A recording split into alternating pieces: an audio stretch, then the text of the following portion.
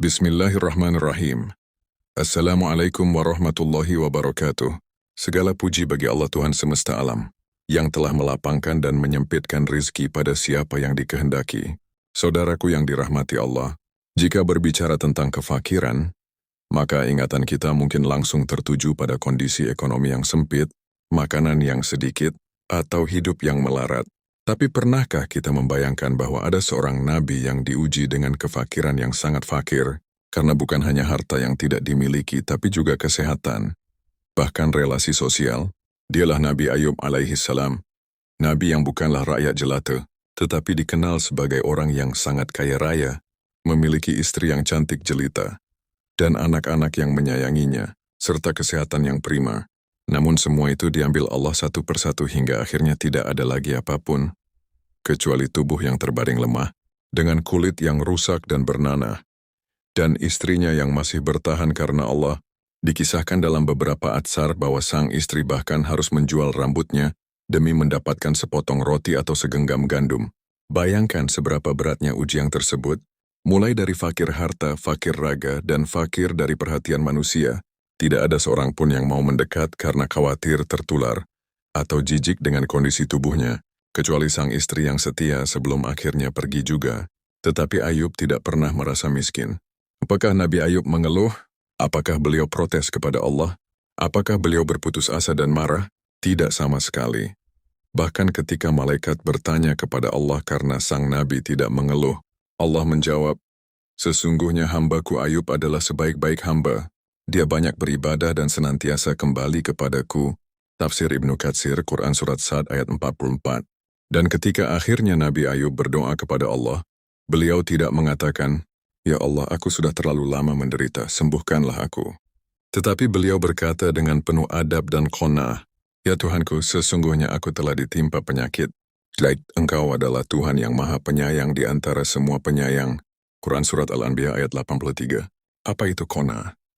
Qanaah adalah sikap hati yang ridha terhadap apa yang telah ditetapkan Allah, tidak berkeluh kesah, tidak iri pada nikmat sesama, dan tidak tamak terhadap dunia. Rasulullah bersabda, "Sungguh beruntung orang yang masuk Islam, diberi rezeki yang cukup dan Allah menjadikannya qanaah terhadap apa yang diberikan kepadanya." Hadis riwayat Muslim nomor 1084. Artinya, kebahagiaan tidak tergantung pada jumlah harta, tetapi pada keridaan hati atas rezeki yang Allah beri. Fakir di mata manusia, kayak di mata Sang Pencipta.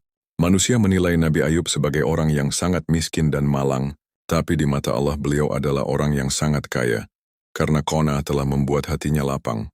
Orang yang qanaah adalah yang senantiasa mensyukuri nikmat meski sedikit, tidak ingin berlebihan dalam mendapatkan nikmat, namun senantiasa memuji Allah dan bersyukur melalui taat.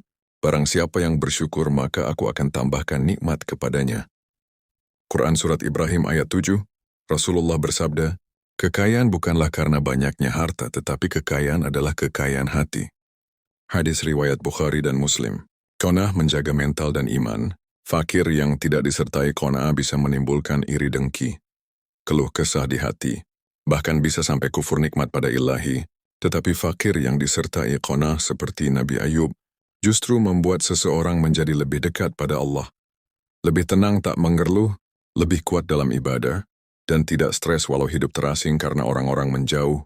Betapa banyak orang kaya yang frustasi, depresi, bahkan bunuh diri karena tidak adanya qanaah dalam hati, dan betapa banyak orang yang hidup sederhana, tapi wajahnya bercahaya dan hatinya bahagia, karena qanaah menjadi pelita dalam jiwanya. Pelajaran dari kisah Nabi Ayub adalah, kefakiran tidak selalu berarti penderitaan. Qanaah adalah kekayaan sejati. Tidak akan pernah miskin orang yang ridha pada pemberian Allah. Allah mengangkat derajat orang-orang yang sabar dan qanaah. Jangan mengeluh saat diuji sebab ujian adalah tanda cinta Allah kepada hambanya.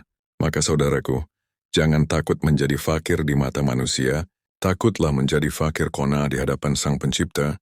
Tidak ada keberuntungan yang lebih besar daripada tenangnya hati yang pasrah, dan tidak ada ketenangan hati tanpa qanaah. Dan barang siapa bertawakal kepada Allah, niscaya Allah akan mencukupkan keperluannya. Quran Surat At-Talaq ayat 3. Tidak akan pernah ada kefakiran dalam diri manusia, selama ada qanaah dalam hatinya. Wallahu a'lam bisyawab.